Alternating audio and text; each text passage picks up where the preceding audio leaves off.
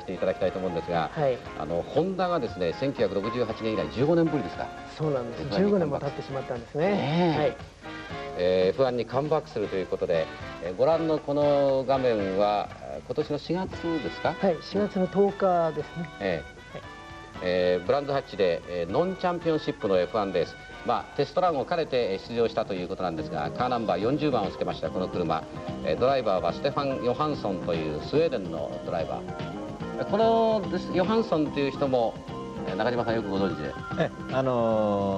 去年やっぱりフォーミュラ2で、一緒に戦ったんですけども、日本へも何度も来まして、かなりガッツがあって、速いですね。そうですか。F1 にまたこれ昇格して出てきそうですね。そうですね、頑張ってもらいたいと思います。はい。ホンダ15年ぶりということで 1500cc ターボですか、やっぱりまずは。そうです。F2 に使ってるエンジンをですね、改良して、ターボをつけて、3リッターとのあれに換算にしてですね、だいたい今使ってるのは F2 のシャシーから変形してきてるわけですけど、他の車に比べてちょっと小柄な感じがしますですね。スピリットという。はい、そうですね。